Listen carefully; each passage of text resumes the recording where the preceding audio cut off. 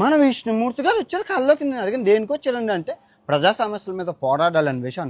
నేను అన్నాను అదే ఆంజనేయ స్వామి గారు వచ్చారు అదే చెప్పాడండి అంటే నువ్వు పోరాడాలని విషయం బూతులు ఆపేసే అన్నారు. నేను అన్నాను విష్ణుమూర్తి గారు మీ మీద ప్రామాణికం చేసి చెప్తాను నేను బూతులు ఆడను అన్నారు. నేను అన్నాను ఎందుకంటే నేనే ప్రజా సమస్యల మీద పోరాడాలంటే తెలుగు రాష్ట్రాల్లో దారుణమైన ప్రజా సమస్యలు ఉన్నాయి.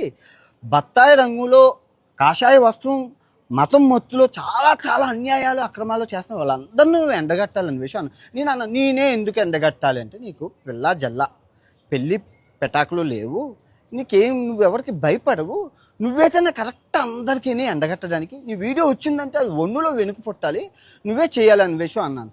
ఇంకా అన్నాను ఇంకేటి చేయాలండి అని అడిగాను. ఎందుకంటే ఆంజనేయ స్వామి గారు వచ్చారండి ఆయన కూడా ఇవే చెప్పారు, మీరు కూడా అవే చెప్తున్నారంటే ఏ దేవుడే వచ్చినా మేము అదే చెప్తా ఉన్నారు. ఇంకెవరెవరు వస్తారు అన్నారు.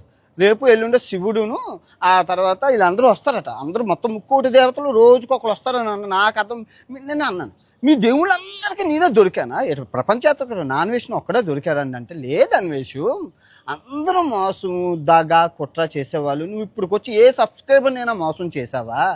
సబ్స్క్రైబర్లే ఫాలోవర్లే దేవుళ్ళు అంటావు, వాళ్ళతో ఎప్పుడు వ్యాపారం చేయలేదు, అంత మంచోడివి. అచ్చచ్చచ్చ నువ్వైతేనే కరెక్టు, న్యాయం ధర్మాన్ని 4 పాదాల మీద నువ్వు నించోబెడతావు అని చెప్పాడు. అలాగే అన్నాను ఇంకేం చేయాలంటే స్త్రీలకు అండగా ఉండమన్నారు, ఆడవాళ్ళ సమస్యల మీద పోరాడమన్నారు, ఆడవాళ్ళతో ఉండమన్నారు, ఆడవాళ్ళని రక్షించమని అన్నారు. ఓకే ఇంక నుంచి ఇదే పని మీద ఉంటాను.